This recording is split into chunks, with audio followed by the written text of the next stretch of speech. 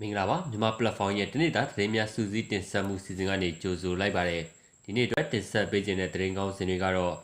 စမ်းကြောင်းမြို့နယ်မှာလက်ပစ်ပုံးပစ်ခံရသည့်ဖြစ်စဉ်နဲ့ဆက်လင်းပြီးစစ်ကောင်စီထုတ်ပြန်တဲ့ဆိုတဲ့သတင်းပြည်ပတင်ပို့သည့်ရေထွက်ကုန်များမှာကိုဗစ်ပိုးတွေ့ရှိသဖြင့်ကုမ္ပဏီတချို့ကိုတရုတ်ဘက်ကတင်သွင်းခွင့်ယာယီရပ်ဆိုင်းနေဆိုတဲ့သတင်းနိုင်ငံတော်လှုပ်ဝက်ချက်ဥပဒေဖြင့်တရားစွဲဆိုထားသည့်အမှုအတွက်အတိုင်းအမြံပုဂ္ဂိုလ်ကိုယနေ့စတင်ရုပ်ထုတ်စစ်ဆေးတဲ့ဆိုတဲ့သတင်းပြည်ရင်းရှိစေတော့ကျပ်19သိန်းထိပြန်တက်လာတယ်ဆိုတဲ့ယူကရိန်းသမ္မတရဲ့လက်ထောက်ဖြစ်သူလှုပ်ကြံတပ်ဖြတ်ခံရမှုမှာတည်တည်လေးလွတ်မြောက်ခဲ့တယ်ဆိုတဲ့စတာတွေပဲဖြစ်ပါတယ်ပထမဆုံးအနေနဲ့တင်ဆက်ပေးခြင်းတဲ့သတင်းကောင်းစဉ်ကတော့စမ်းကြောင်းမြို့နယ်မှာလက်ပစ်ပုံးပစ်ခံရသည့်ဖြစ်စဉ်နဲ့ဆက်လင်းပြီးစစ်ကောင်စီထုတ်ပြန်တဲ့ဆိုတဲ့သတင်းကိုတင်ဆက်ပေးကြပါမယ်ရန်ကုန်တိုင်းစမ်းကြောင်းမြို့နယ်ကစစ်ကောင်စီရင်နဲ့ဘုံဖောက်ခွဲခံရမှုဖြစ်စဉ်နဲ့ပတ်သက်ပြီးပါဝင်ပတ်သက်သူဟုဆိုသူ18ဦးကိုဖမ်းဆီးရမိထားတယ်လို့မြောက်ရီရုပ်မြင်တန်ကြားကနေသတင်းထုတ်ပြန်လိုက်ပါတယ်။ပြီးခဲ့တဲ့စက်တင်ဘာလ9ရက်နေ့ကစမ်းကြောင်းမြို့နယ်တန်တရာရက်ကွက်ဘိုလမ်းနဲ့ဇလွန်လမ်းစုံမှာစစ်ကောင်စီရင်တစည်းကိုလက်ပစ်ပုံးပစ်ခံခဲ့ရတာကြောင့်ဒုတက်ရင်မှုပါဝင်တေဆုံးသူ2ဦးရှိခဲ့တဲ့ပေါ်မြောက်ရီသတင်းဌာနကတစဉ်ပါဝင်ပတ်သက်သူများဟုဆိုသူတွေကိုဖမ်းဆီးရမိတယ်လို့ကြေညာသွားခဲ့တာဖြစ်ပါတယ်။အဆိုပါဖြစ်စဉ်နဲ့ပတ်သက်ပြီးကြား16ဦးနဲ့မ2ဦးကိုဖမ်းဆီးထားကြောင်းထုတ်ပြန်ချက်မှာဖော်ပြထားပါတယ်။ဖမ်းဆီးရမိသူများနဲ့တူလက်ပစ်ပုံးလက်လုံပိုင်းပစ္စတိုတနက်ကြီးအိမ်ကြီးတောက်များဒီတိုနေတာ AK47 MK12 MK2 ဒရုန်းတစ်ခုဖုန်းသုံးလုံးအပါအဝင်ဆက်ဆက်ပစ္စည်းများပါတင်စီရရှိခဲ့တယ်လို့သတင်းမှာထည့်သွင်းကြေညာသွားပါတယ်အဆိုပါပစ္စည်းများကိုဖမ်းဆီးရမိသူများရှိရာနေရာများမှာသာမကစမ်းကြောင်းမြို့နယ်မြေနီကုန်းတရားအနီးရှိတိုက်ခန်းတစ်ခုနဲ့ကဘာရွတ်မြို့နယ်၃ရက်ကွက်မဟာဘောကနှစ်လမ်းတို့မှာအသီးသီးရှာဖွေတွေ့ရှိခဲ့တယ်လို့သိရပါတယ်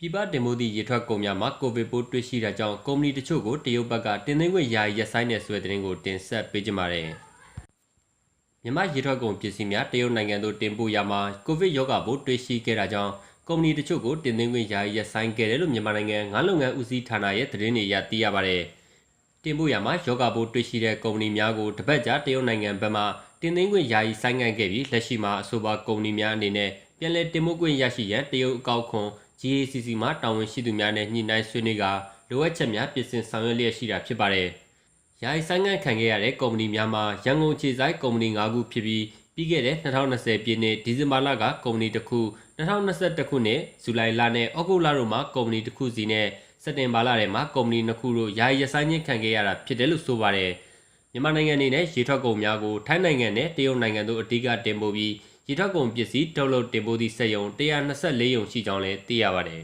။နိုင်ငံတော်လှုပ်ဝက်ချက်ဥပဒေဖြင့်တရားစွဲဆိုထားသည့်အမှုအတွက်အတိုင်းအမြံပုဂ္ဂိုလ်ကိုယနေ့စတင်ရုံထုတ်စစ်ဆေးတဲ့ဆိုတဲ့သတင်းကိုတင်ဆက်ပေးကြပါမယ်။နေပြည်တော်ရှိတခိနာခရိုင်တရားရုံးမှာအစိုးရလှုပ်ဝက်ချက်များအဥပဒေပုံမှန်ဖြင့်တရားစွဲဆိုခြင်းခံထားရတဲ့အတိုင်းအမြံပုဂ္ဂိုလ်ဒေါ်ဆန်းစုကြည်ကိုယနေ့စက်တင်ဘာလ23ရက်မှာဗီဒီယိုကွန်ဖရင့်ဖြင့်စတင်ရုံထုတ်စစ်ဆေးခဲ့တယ်လို့အမှုကိုလိုက်ပါဆောင်ရွက်ပေးနေတဲ့တရားလွှတ်တော်ရှေ့နေဦးခမောင်စောထံကသိရပါတယ်။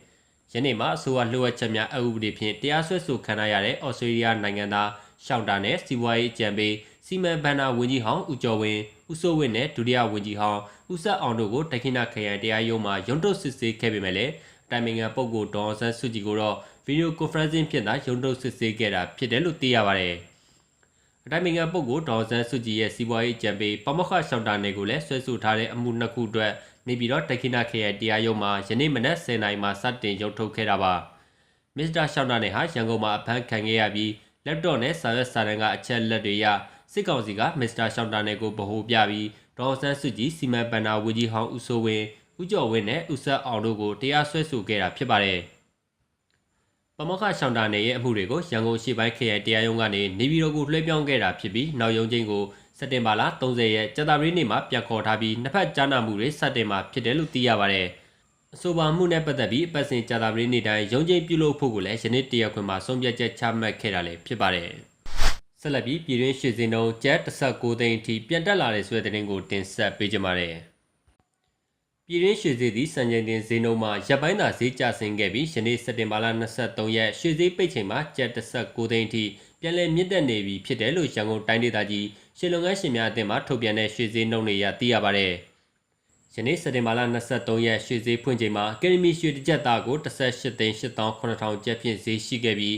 ရွှေစည်းပိတ်ချိန်မှာအကယ်ဒမီရွှေတစ်ကျပ်သားကိုကျပ်19သိန်းအထိပြန်လည်မြင့်တက်နေပြီဖြစ်ပါတယ်။ ပြီးခဲ့တဲ့စက်တင်ဘာလ17ရက်နေ့ကပြည်တွင်းရွှေဈေးနှုန်းမှာအခောက်ရွှေတစ်ကြက်သားကိုကျပ်16သိန်းကျော်အထိစံချိန်တင်မြင့်တက်ခဲ့ပြီး9ရက်တာရက်ပိုင်းတွင်ကျပ်3သိန်းဝန်းကျင်ကျဆင်းခဲ့ကစက်တင်ဘာလ16ရက်ရွှေဈေးပိတ်ချိန်မှာရွှေတစ်ကြက်သားကိုကျပ်18သိန်း2000အထိပြန်လည်ကျဆင်းခဲ့ပါတယ်။ယနေ့စက်တင်ဘာလ23ရက်နေ့မှာတော့ရွှေတစ်ကြက်သားကိုကျပ်19သိန်းသို့ပြန်လည်ရောက်ရှိလာပြီးရွှေဈေးအတက်ဘက်သို့ဦးတည်နေကပြည်တွင်းရွှေဈေးနှုန်းအတက်ကျမြင့်နေခြင်းကိုထိန်းသိမ်းဆောင်ရွက်နိုင်ရန်ရွှေလုပ်ငန်းရှင်အသင်းဖွဲ့များနေဖြင့်လှုပ်ဆောင်တင်ကြောင်းရွှေဈေးကွက်လေ့လာသူများကပြောဆိုထားတာလည်းဖြစ်ပါတယ်။နောက်ဆုံးသတင်းတစ်ပုဒ်အနေနဲ့ယူကရိန်းသမ္မတရဲ့လက်ထောက်ဖြစ်သူလောက်ကျန်တပ်ဖြတ်ခံရမှုမှာတည်တည်ကလေးလွတ်မြောက်ခဲ့တဲ့ဆိုတဲ့သတင်းကိုတင်ဆက်ပေးကြပါမယ်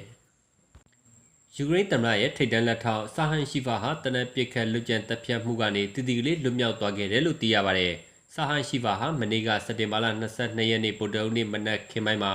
၎င်းရဲ့နေအိမ်ကနေထွက်ခွာလာစဉ်မြို့တော်ဂျီဖ်ရဲ့အပြင်ဘက်လက်စနိုက်ကီရွာအနီးမှာလောက်ကျန်တပ်ဖြတ်မှုလို့ယူဆရတဲ့စီးနင်းလာတဲ့မော်တော်ယာဉ်ကိုတနက်ပစ်ခတ်ခံရပြီးရင်မောင်းမှာတော့ဒဏ်ရာတွေရရှိခဲ့ပါတယ်။ယူကရိန်းသမ္မတဗိုလိုတိုင်မာဒီလန်စကီကတော့သူ့ရဲ့ထိပ်တန်းလက်ထောက်လောက်ကျန်ခံရမှုနဲ့ပတ်သက်ပြီးအခိုင်အမာတုံ့ပြန်သွားမယ်လို့ကြေညာပေးပြောကြားလိုက်ပါတယ်။လက်ထောက်ဆာဟန်ရှိဖာစီးနင်းလာတဲ့မော်တော်ယာဉ်ပစ်ခတ်ခံရမှုမှာပစ်ခတ်သူကိုမသိရှိရသေးပေမဲ့မစ္စတာဒီလန်စကီကတော့ဒါဟာပြည်ပနိုင်ငံသားဒါမှမဟုတ်ပြည်တွင်းကလောက်ကျန်တိုက်ခိုက်မှုတစ်ခုဖြစ်နိုင်တယ်လို့ဆိုထားပါတယ်။ရုရှားကရင်မလင်ဆိုရကတော့ဒီပြစ်စင်မှာရုရှားရဲ့ဘလို့ပါဝင်ပတ်သက်မှုမျိုးမှမရှိဘူးဆိုတဲ့အကြောင်းညင်းဆိုထားပါတယ်။ကြီးစံနေပြစ်ခတ်ထိမှန်ခဲ့တဲ့ခြေနေနဲ့ပတ်သက်ပြီးကျွန်တော်တို့အချိန်ကိုနည်းနည်းမြင့်ပြီးမောင်းလိုက်ပါတယ်။ဒါဟာအရန်ကိုကြောက်ဖို့ကောင်းခဲ့ပါတယ်လို့ဆိုပါတယ်။တနက်ပြစ်လောက်ကျန်မှုမှာမော်တော်ယာဉ်ကိုကြီးချက်ပေါင်း19ချက်တက်မနဲ့ထိမှန်ခဲ့တယ်လို့လည်းသိရပါတယ်။ဟုတ်ကဲ့ပါကျွန်တော်တို့ရဲ့တနေ့တာသတင်းများစူးစီးတင်ဆက်မှုစီစဉ်ကိုတင်းလာနေမှာတောက်ကြနေသည့်ညနေ6:00နာရီခွဲချိန်မှာတင်ဆက်ပေးနေပါတယ်။ကျေးဇူးတင်ပါတယ်။